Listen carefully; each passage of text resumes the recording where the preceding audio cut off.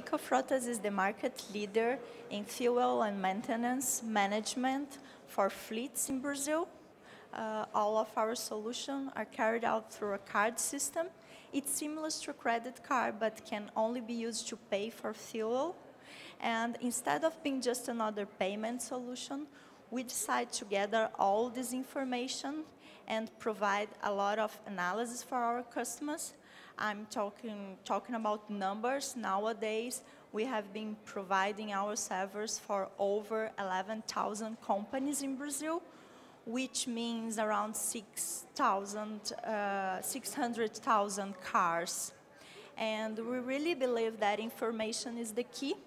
With our systems, they obtain a lot of data, such as GHG emissions, and also performance, fuel prices, and a lot of others. How can cars and transport fleets cut their emissions? Is it through, in Brazil, there's a lot of bioethanol, or is it through going to electric vehicles? Yeah, that's a good point. We have one of the most developed ethanol industry in our country. I'm talking about nowadays more than 90% of our car sales come with flex technology, which allows us to fuel them with ethanol or a gasoline. But people nowadays, they still think only about price, only the economic issues. They don't think about the carbon emissions and all the other issues that we have around fossil fuel and also renewable fuel. And this is our aim, how we can engage all these customers, all these companies, and how they can reduce their GHG impacts. A lot of people argue that bioethanol is not good for the environment because of the land it takes up, and going to electric vehicles is better. Is that, are you going more towards electric? Do you find that debate is happening in Brazil? Oh, that depends. In Brazil, we don't have this kind of issue because we have a lot of land available for sugarcane, and sugarcane it's really efficient. Talking about ethanol and ethanol production is not like other options that we have, like corn and other things around the globe. And we really have some great results about reduction emissions.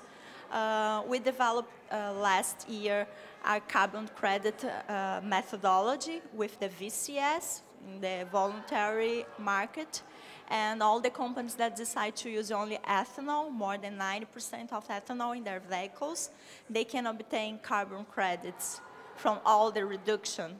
And also nowadays we are developing a sustainable fleet program that we allows to our customers, to all these companies, a level of sustainable fleet.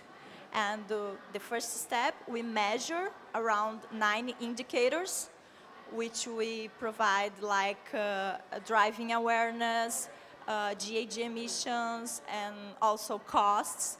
And we develop like a gap analysis, and we show them where they can improve, where they can reduce their impacts, talking about their fleets. In Europe, it is an issue because there are targets on using biofuels in transport fuel, which many charities believe is actually harming the environment. How are you talking to other countries about, or other businesses in other countries about trying to reduce emissions from their transport fleets? Yes, we had some important talkings with other companies and around the globe, and also we have some multinational companies in Brazil that are working with us, that are trying to understand all these options to reduce their impacts.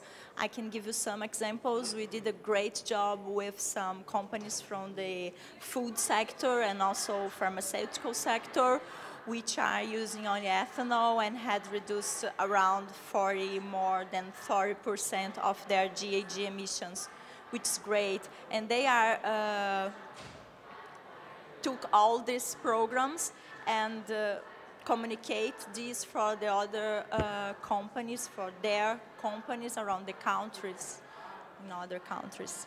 That's it.